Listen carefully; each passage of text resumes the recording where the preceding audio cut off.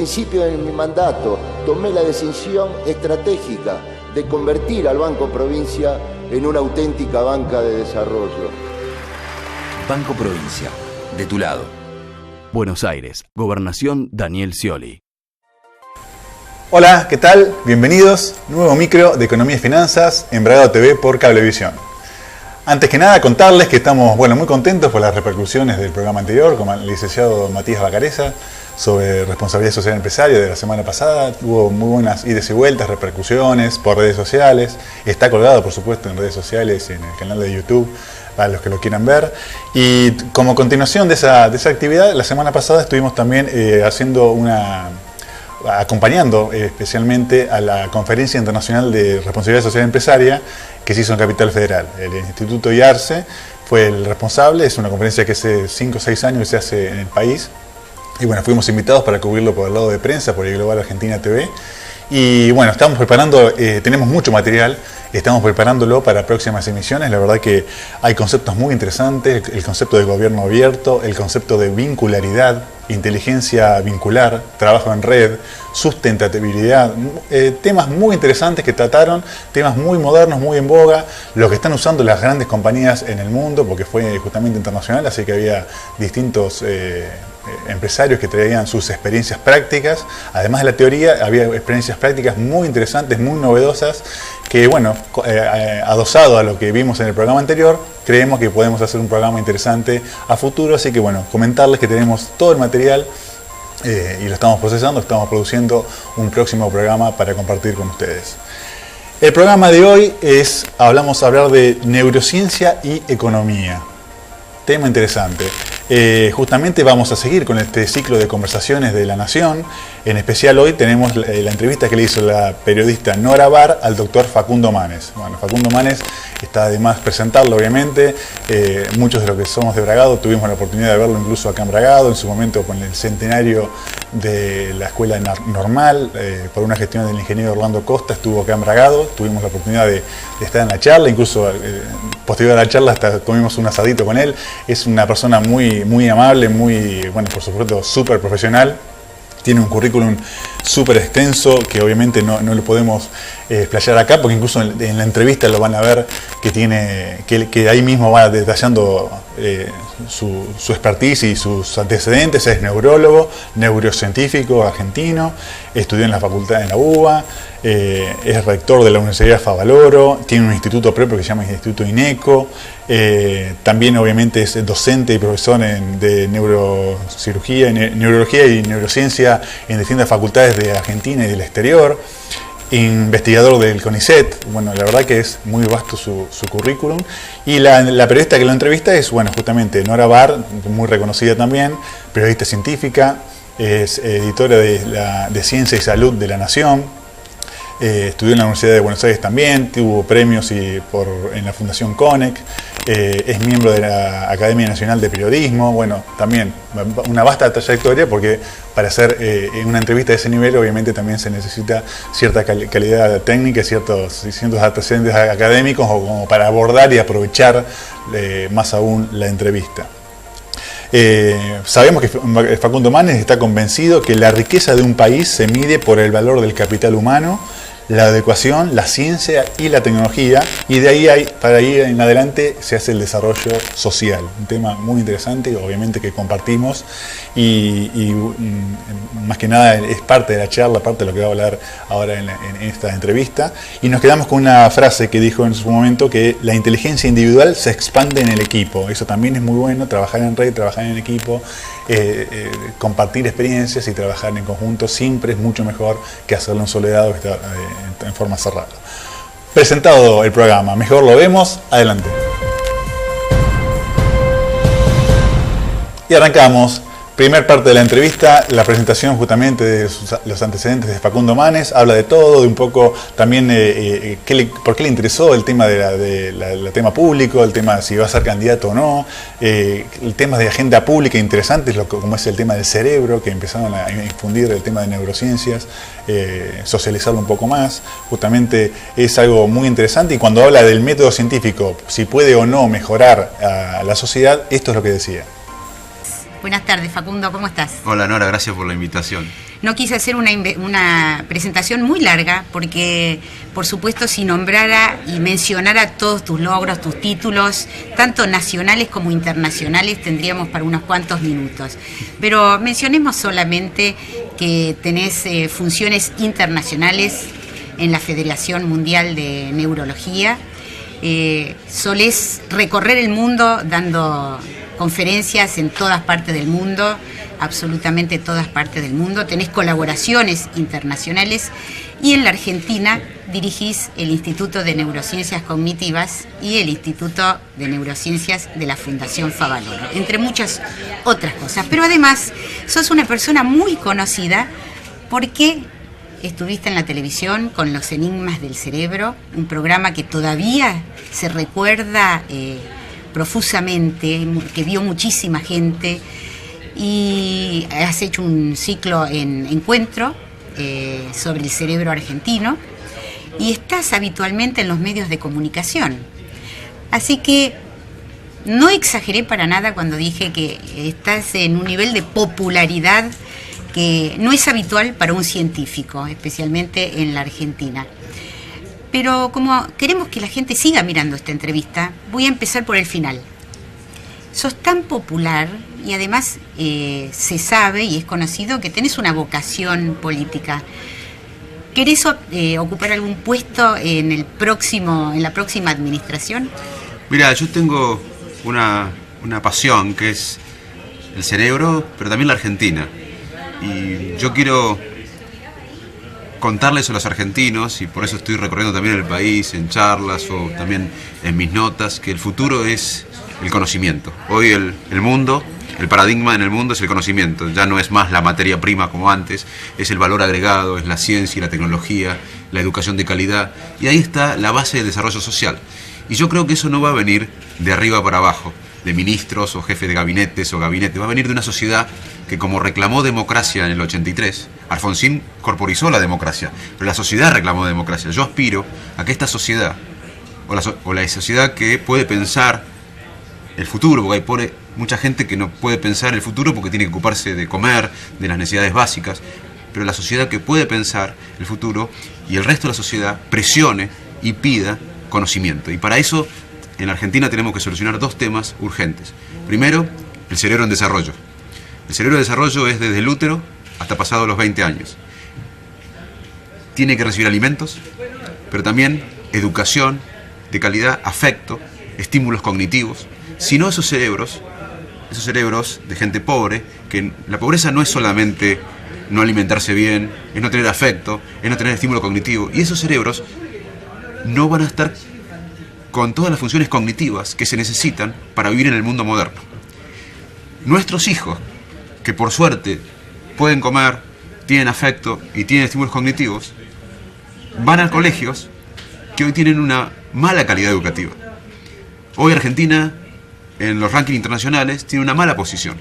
Entonces, en un mundo del conocimiento, tenemos dos problemas. Que hay un cerebro en desarrollo de un porcentaje de la población que está vulnerable.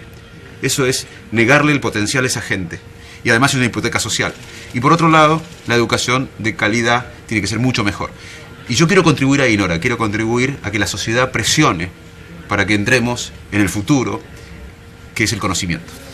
¿Pero te gustaría ocupar alguna posición? Depende de la causa. Digamos, yo no lo haría a nivel personal nunca. Nunca diría, quiero ser candidato por mí, por Manes, vótenme a mí. Debería ser parte de una causa. O sea, para mí es muy importante esta causa. Si yo veo que hay un sector que me pide o que yo tengo ganas de participar porque realmente está convencido de esta causa, lo pensaría y obviamente que yo quiero aportar. Pero tiene que ser una causa. Nunca lo haría a nivel personal o narcisístico por un proyecto de vida. Lo haría por una causa. Como dijimos al principio, no es habitual que un científico sea tan conocido por todos, porque creo que ya no existe un argentino que no conozca al doctor Facundo Manes. ¿Qué te atrae más, la celebridad o el laboratorio?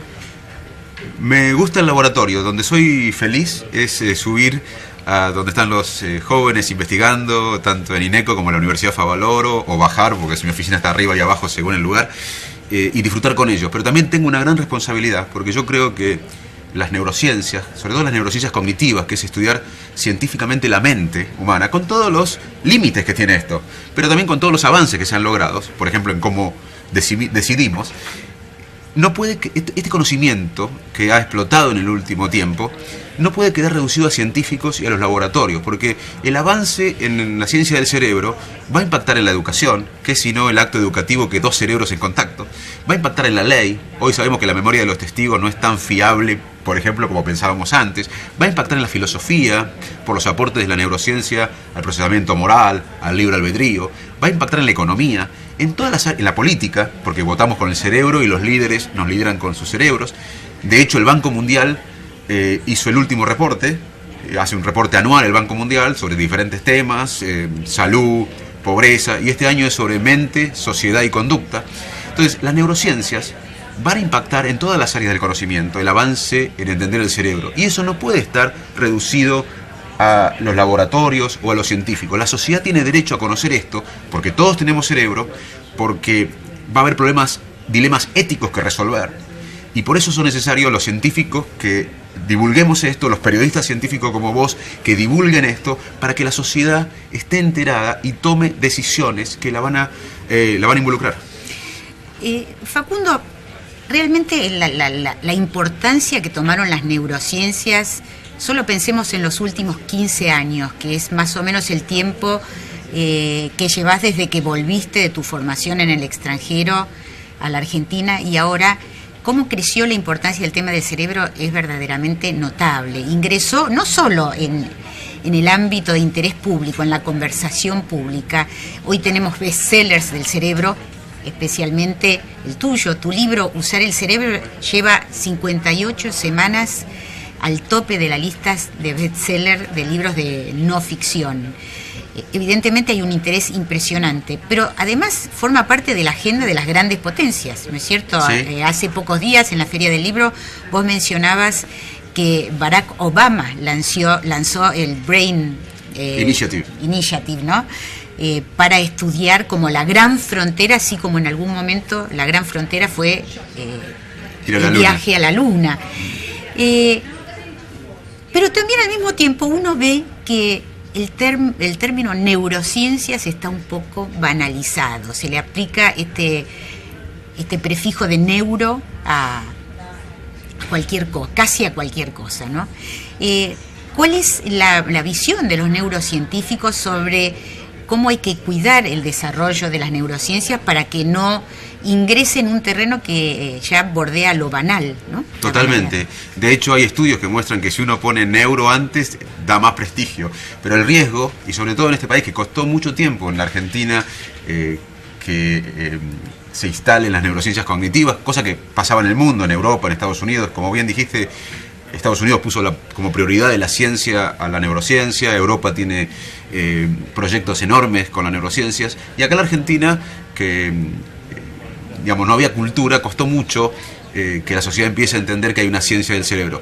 Pero como bien decís, tenemos un riesgo, que se use la neurociencia para todo, para neuromarketing, para lo que sea.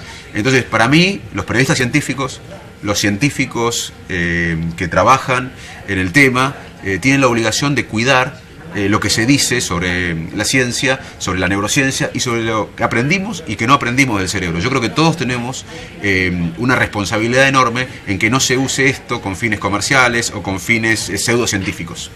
Que a veces no están muy probados, ¿no es cierto? Exactamente. Como, por ejemplo, la gimnasia cerebral es uno de los ejemplos que incluso los propios científicos dijeron que mucho de lo que se publicitaba como gimnasia, entre comillas, gimnasia cerebral, no era verdaderamente eficaz para desarrollar ninguna habilidad del cerebro. Totalmente. Facundo, vos decís que es muy importante el conocimiento y en este momento, por supuesto, es vital, y vos pensás que se puede colaborar al desarrollo de una sociedad basada en el conocimiento, y siempre repetís que tal vez esto se puede hacer de forma muy, entre comillas, sencilla, aplicando el método científico. ¿Cómo es esto? Bueno, que mucha gente se asombra, inclusive nosotros, con los hallazgos, con los productos de la ciencia, con los inventos de la ciencia.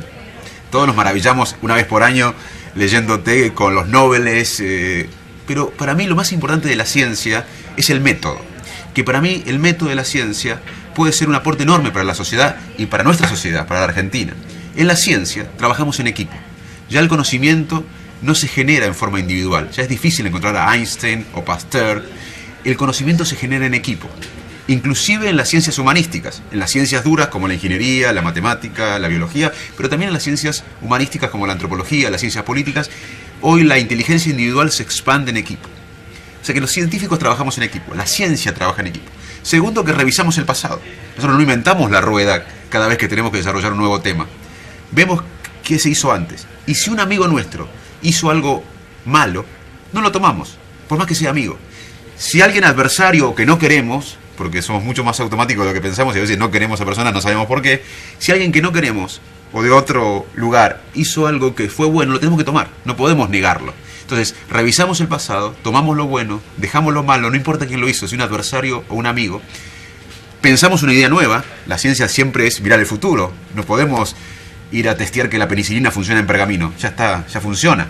Tenemos que pensar algo nuevo, conseguimos la plata, somos ejecutivos, la plata en un filántropo o el gobierno o una agencia de ciencia, alguien tiene que poner la plata, hacemos el experimento, somos ejecutivos y luego nos exponemos a las críticas, lo publicamos y la sociedad científica nos puede criticar. Imagínate una sociedad que trabaje en equipo, que no haya una posición dominante, que trabajemos en equipo, que revisemos el pasado, que tomemos lo bueno aunque lo hizo el adversario político, que dejemos lo malo y no lo usamos aunque lo hizo el de nuestro partido, que miremos el futuro, que juntemos la plata para hacer esa idea, esa infraestructura, esa calidad de educación, la implementemos y luego la expongamos a las críticas para que las nuevas generaciones la mejoren. Para mí, la ciencia, la metáfora de la ciencia, como la llamo, tiene mucho para aportar a nuestra sociedad. Facundo, uno de tus temas de investigación y en el que obtuviste resultados muy importantes y sobre el que muchas veces hablaste es la toma de decisiones, que también es un tema de relevancia social. ¿Cómo tomamos las decisiones? Y algo que a veces está mal entendido es que uno piensa que, por ejemplo, cuando tiene que comprar una casa o tiene que decidir qué carrera va a seguir, hace todo un cálculo mental, se fija qué cosas están a favor y en contra y su decisión es totalmente racional. Sin embargo, vos muchas veces decís, no, esto no es así, sino que la toma de decisiones, y esto es algo que descubrió las neurociencias, no es tanto racional, sino muy emocional. Y está bien que así sea. ¿Sí? Primero que hay que entender que el cerebro nuestro es producto de miles y miles de años de evolución. En estos miles de años de evolución, de millones de años de evolución, el cerebro humano desarrolló un sistema de toma de decisiones que la mayor parte de las veces es automático, no llega a la conciencia, está basado en experiencias previas, en emociones previas, en memorias previas y que cambia según el contexto. Dicho de otra manera, la toma de decisión humana, en la mayor parte de las veces, está facilitado por la emoción, no es una decisión racional o lógica. Y nosotros somos automáticos. Yo estoy hablando ahora y mis palabras salen y no estoy pensando porque requeriría mucha energía y tiempo elegir cada palabra. Pensar automáticamente es mucho más fácil y así funcionamos, nos guste o no. Además, las decisiones tienen que ver con nuestro entorno social, con qué opinan nuestros amigos, nuestros vecinos, nuestro entorno social. Y también tienen que ver las decisiones con la historia del país, con nuestra sociedad. Por eso hay sesgos mentales que a veces hacen que sociedades vivan por debajo de sus posibilidades. Yo estoy convencido que la Argentina, en cierta manera, tiene un sesgo cognitivo como sociedad que no nos permite desarrollarnos o vivir por encima de las posibilidades que tenemos. De hecho, es el único país en América Latina que tiene premios Nobel en ciencia. Tenemos argentinos que brillan cuando el contexto es positivo. Pero para crear, la creatividad necesita de un contexto positivo. Yo no coincido, por ejemplo, que los chicos sean ahora jóvenes apáticos. Bueno, los chicos vienen distintos, son apáticos, no trabajan. Entonces, mentira. En Cambridge, en Harvard, ahora en Canadá, de la secundaria ya se matan por entrar a la universidad. Cuando hay un contexto positivo, cuando no todo da lo mismo, los cerebros crean, innovan, generan nuevas situaciones. Ahora, cuando todo vale lo mismo, obviamente que el contexto aplaca el cerebro. Y vos ahora estás escribiendo un nuevo libro que se va a llamar El cerebro argentino, justamente reflexionando sobre estos patrones de pensamiento que se manifiestan socialmente, porque una parte de las neurociencias se dedica justamente a la inteligencia social, que no es igual que la inteligencia individual, ¿no es cierto? Exactamente. ¿Qué patrones o qué particularidades encontrás vos en este cerebro argentino? Alguna vez hace muchos años me dijiste que el cerebro argentino tenía una miopía del futuro, ¿es así? Exactamente. Bueno, el libro es un libro provocador, es un libro que va a invitar al lector y a la sociedad a reflexionar por qué vivimos por debajo de nuestras posibilidades. Tenemos talentos, como dijimos, enormes, individuales, tenemos riqueza natural, tenemos de todo de la Argentina, pero sin embargo somos un país subdesarrollado y vamos a tener que aguantar que Chile en algunos años va a tener el ingreso per cápita de un país como Portugal, desarrollado. Entonces, aguantar en el sentido no por los chilenos, sino que nos va a dar envidia que un vecino sea desarrollado. ¿Qué nos pasa como sociedad? Y bueno, yo creo que somos tenemos en cierta manera lo que tienen los pacientes frontales, que se concentran en lo inmediato, no en el largo plazo. Nosotros no tenemos un ejercicio de pensar para nuevas generaciones. Cuando un grupo de argentinos desarrolló la escuela pública, no estaban pensando en lo inmediato, estaban pensando en una Argentina que no iban a ver. De hecho, los argentinos que generaron la escuela pública no vieron a Favaloro egresado, a Milsen egresado en Bahía Blanca, lo hicieron para el futuro. Tenemos que empezar a luchar para un país que no vamos a ver. Yo creo que ahí nos falta trabajo, nos falta empezar a trabajar para un país que no vamos a ver. Estamos todos trabajando para el país que queremos ver o que pensamos que vamos a ver. Tenemos que empezar a trabajar para un país que no vamos a ver, como hacen los países desarrollados. El segundo punto es que desde la ciencia sabemos que hay dos tipos de cooperación. Una cooperación mediata, por ejemplo, si hay un chico en el río ahogándose, uno va a tratar de salvarlo. Y una cooperación, esa es inmediata, y otra cooperación a largo plazo. Muchas veces en Argentina, cuando hay inundaciones, tenemos una gran cooperación inmediata. Mandamos comida, colchones, vemos que fabricamos con árboles o ramas, botes para... vamos todo a ver qué pasa. Los suecos quizás son menos emocionales cuando hay una inundación, pero lo que hacen como sociedad, como una cooperación a largo plazo, es prevenir que haya inundaciones. Entonces yo creo que hay ciertos sesgos mentales que podemos debatir los argentinos. Mi libro no es una respuesta a eso. Se va a defraudar el que compre el libro para saber el cerebro argentino. Es una provocación para que empecemos a pensar por qué vivimos como comunidad por debajo de nuestras posibilidades.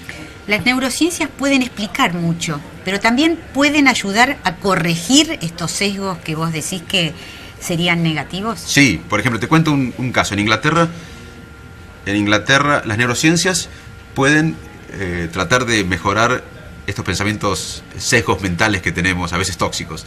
En Inglaterra hubo un experimento que a la gente que no pagaba impuestos, generalmente se le manda una carta, que usted no pagó el impuesto, que por favor se regularice. Y lo que hicieron es mandar una carta, la misma carta, el mismo formato, pero le agregaban una frase: usted es uno de los pocos en el barrio que no pagó los impuestos. Y a otros le mandaban: a usted es uno de los pocos en el estado o en el país. Los que recibían la carta diciendo que eran los pocos, uno de los pocos en el barrio que no pagaban los impuestos, tendían a regularizar mucho más que los que recibían la carta diciendo que muchos en el país, como ellos, no habían pagado el impuesto. O sea, lo que hace el vecino, lo que los entornos, la cooperación del vecino estimula la cooperación personal. Así que claramente somos seres sociales, y si nosotros vemos una conducta social positiva, de largo plazo, cooperativa, inteligente como sociedad, eso nos contagia. Facundo, un privilegio haber podido conversar en este ciclo de conversaciones que organiza La Nación y, por supuesto, como siempre decimos, el cerebro da para muchísimas conversaciones, pero te agradecemos muchísimo que te hayas acercado hoy hasta esta conversación invitado por La Nación. No, para mí es un gran placer estar acá y sabes de mi afecto y admiración, así que el placer es doble. Bien, segunda parte de la entrevista Cuando en la parte que le hablan justamente de la neurociencia, este término, si se estaba analizando o no, la expansión del conocimiento y la utilización de ese concepto, si es adecuado utilizarlo en todos los campos como se está utilizando en este momento o no, porque es un término muy de moda, pero bueno, por ahí tiene su sesgo más científico, y bueno, ahora al utilizarlo permanentemente en distintas charlas o cosas o distintas actividades, se le pregunta puntualmente eso. Hablan de la gimnasia cerebral, del desarrollo del cerebro y cómo colaborar en una sociedad basada en el conocimiento, aportando desde el método científico cómo se colabora con la sociedad. Interesante, míralo. Facundo, realmente la importancia que tomaron las neurociencias, solo pensemos en los últimos 15 años, que es más o menos el tiempo que llevas desde que volviste de tu formación en el extranjero a la Argentina, y ahora cómo creció la importancia del tema del cerebro es verdaderamente notable. Ingresó no solo en el ámbito de interés público, en la conversación pública. Hoy tenemos bestsellers del cerebro, especialmente el tuyo. Tu libro, Usar el cerebro, lleva 58 semanas al tope de las listas de bestseller de libros de no ficción. Evidentemente hay un interés impresionante, pero además forma parte de la agenda de las grandes potencias, ¿no es cierto? Sí. Hace pocos días en la Feria del Libro vos mencionabas que Barack Obama lanzó el Brain Initiative, ¿no? Para estudiar como la gran frontera, así como en algún momento la gran frontera fue el viaje a la Luna. Pero también al mismo tiempo uno ve que el término neurociencias está un poco banalizado. Se le aplica este prefijo de neuro a cualquier cosa, casi a cualquier cosa, ¿no? ¿Cuál es la visión de los neurocientíficos sobre cómo hay que cuidar el desarrollo de las neurociencias para que no ingrese en un terreno que ya bordea lo banal, ¿no? Totalmente. De hecho, hay estudios que muestran que si uno pone neuro antes, da más prestigio. Pero el riesgo, y sobre todo en este país que costó mucho tiempo en la Argentina se instalen las neurociencias cognitivas, cosa que pasaba en el mundo, en Europa, en Estados Unidos. Como bien dijiste, Estados Unidos puso como prioridad de la ciencia a la neurociencia. Europa tiene proyectos enormes con las neurociencias. Y acá en la Argentina, que digamos, no había cultura, costó mucho que la sociedad empiece a entender que hay una ciencia del cerebro. Pero como bien decís, tenemos un riesgo, que se use la neurociencia para todo, para neuromarketing, para lo que sea. Entonces, para mí, los periodistas científicos, los científicos que trabajan en el tema, tienen la obligación de cuidar lo que se dice sobre la ciencia, sobre la neurociencia y sobre lo que aprendimos y que no aprendimos del cerebro. Yo creo que todos tenemos una responsabilidad enorme en que no se use esto con fines comerciales o con fines pseudocientíficos. Que a veces no están muy probados, ¿no es cierto? Exactamente. Como, por ejemplo, la gimnasia cerebral es uno de los ejemplos que incluso los propios científicos dijeron que mucho de lo que se publicitaba como gimnasia, entre comillas, gimnasia cerebral, no era verdaderamente eficaz para desarrollar ninguna habilidad del cerebro. Totalmente. Facundo, vos decís que es muy importante el conocimiento y en este momento, por supuesto, es vital, y vos pensás que se puede colaborar al desarrollo de una sociedad basada en el conocimiento, y siempre repetís que tal vez esto se puede hacer de forma muy, entre comillas, sencilla, aplicando el método científico. ¿Cómo es esto? Bueno, que mucha gente se asombra, inclusive nosotros, con los hallazgos, con los productos de la ciencia, con los inventos de la ciencia. Todos nos maravillamos una vez por año leyéndote con los Nobeles, pero para mí lo más importante de la ciencia es el método. Que para mí el método de la ciencia puede ser un aporte enorme para la sociedad y para nuestra sociedad, para la Argentina. En la ciencia trabajamos en equipo.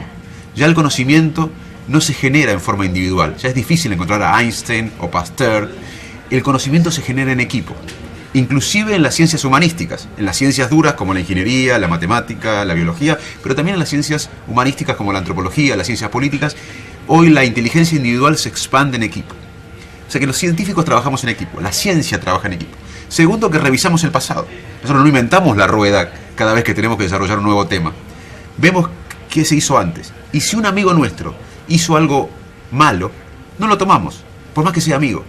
Si alguien adversario que no queremos, porque somos mucho más automáticos de lo que pensamos y a veces no queremos a personas, no sabemos por qué, si alguien que no queremos o de otro lugar hizo algo que fue bueno, lo tenemos que tomar, no podemos negarlo. Entonces, revisamos el pasado, tomamos lo bueno, dejamos lo malo, no importa quién lo hizo, si un adversario o un amigo, pensamos una idea nueva. La ciencia siempre es mirar el futuro, no podemos ir a testear que la penicilina funciona en pergamino, ya está, ya funciona. Tenemos que pensar algo nuevo, conseguimos la plata, somos ejecutivos, la plata en un filántropo o el gobierno o una agencia de ciencia, alguien tiene que poner la plata, hacemos el experimento, somos ejecutivos y luego nos exponemos a las críticas, lo publicamos y la sociedad científica nos puede criticar. Imagínate una sociedad que trabaje en equipo, que no haya una posición dominante, que trabajemos en equipo, que revisemos el pasado, que tomemos lo bueno aunque lo hizo el adversario político, que dejemos lo malo y no lo usamos aunque lo hizo el de nuestro partido, que miremos el futuro, que juntemos la plata para hacer esa idea, esa infraestructura, esa calidad de educación, la implementemos y luego la expongamos a las críticas para que las nuevas generaciones la mejoren. Para mí, la ciencia, la metáfora de la ciencia, como la llamo, tiene mucho para aportar a nuestra sociedad. Bien, última parte de la entrevista. Ahora charlan sobre la toma de decisiones, que sí es un tema obviamente de relevancia social, las decisiones si se toman emocionalmente o no, cómo influyen esas decisiones en las decisiones económicas propias de cada uno. Habla de su libro, que obviamente que tiene editado, de la escuela pública, del futuro de la economía, temas muy interesantes, muy también domésticos, que nos pueden servir también para la vida cotidiana a cada uno de nosotros. Así que los dejo con el final de la entrevista y con ustedes nos vemos en el próximo programa. Gracias. Facundo, uno de tus temas de investigación y en el que obtuviste resultados muy importantes y sobre el que muchas veces hablaste es la toma de decisiones, que también es un tema de relevancia social. ¿Cómo tomamos las decisiones? Y algo que a veces está mal entendido es que uno piensa que, por ejemplo, cuando tiene que comprar una casa o tiene que decidir qué carrera va a seguir, hace todo un cálculo mental, se fija qué cosas están a favor y en contra y su decisión es totalmente racional. Sin embargo, vos muchas veces decís, no, esto no es así, sino que la toma de decisiones, y esto es algo que descubrió las neurociencias, no es tanto racional, sino muy emocional. Y está bien que así sea. ¿Sí? Primero que hay que entender que el cerebro nuestro es producto de miles y miles de años de evolución.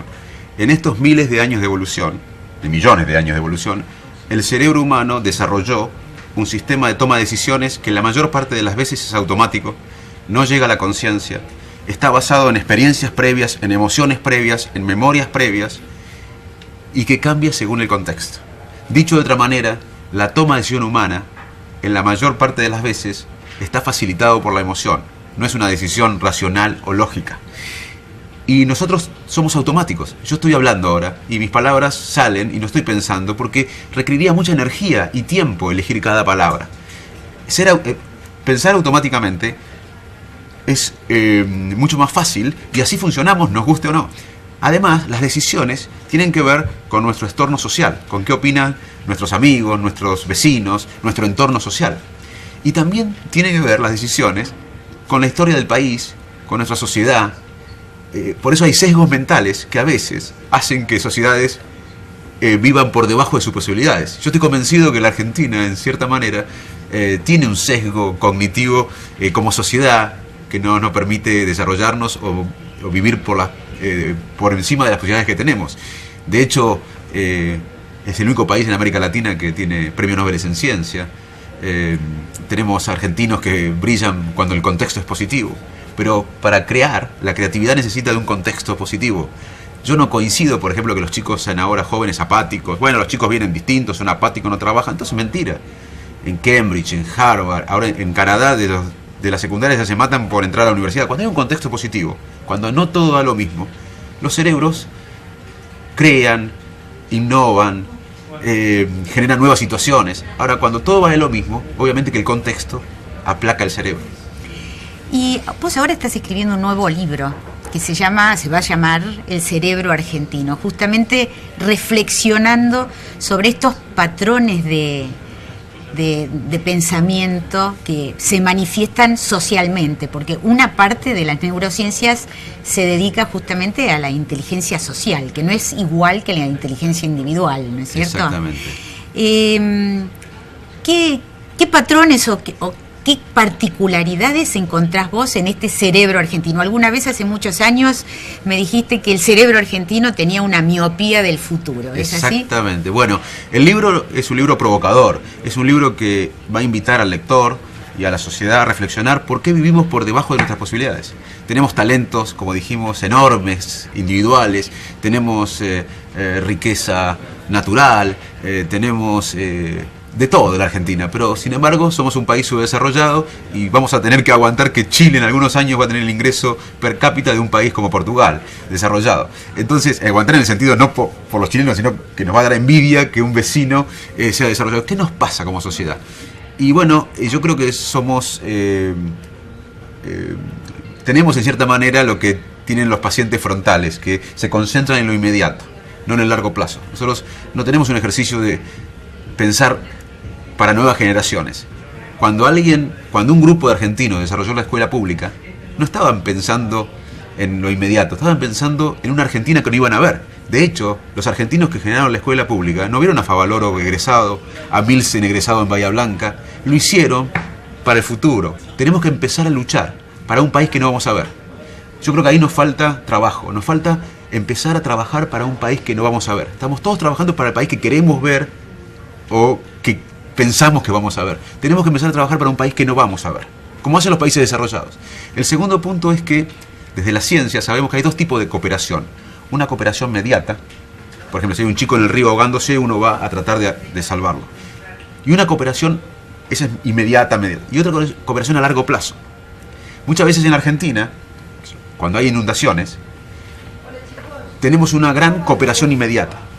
Mandamos comida, colchones, vemos que fabricamos con árboles o ramas, botes para... vamos todo a ver qué pasa. Los suecos quizás son menos emocionales cuando hay una inundación, pero lo que hacen como sociedad, como una cooperación a largo plazo, es prevenir que haya inundaciones.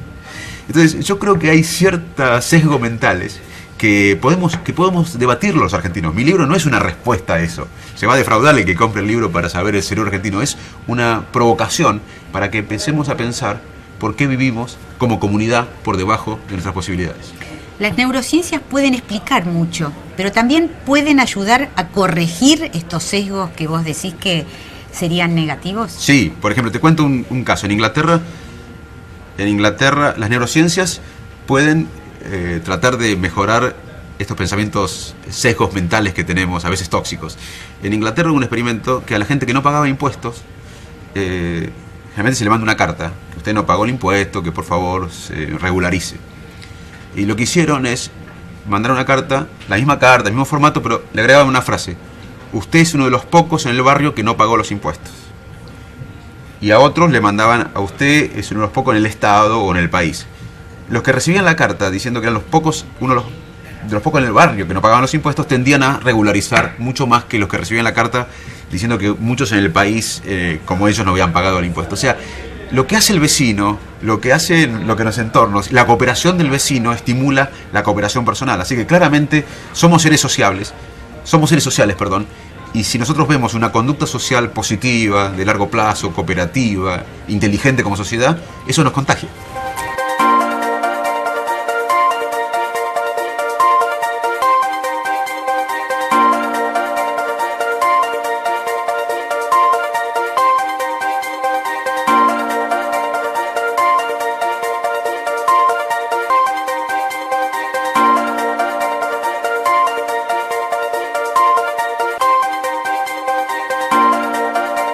Desde el principio de mi mandato tomé la decisión estratégica de convertir al Banco Provincia en una auténtica banca de desarrollo.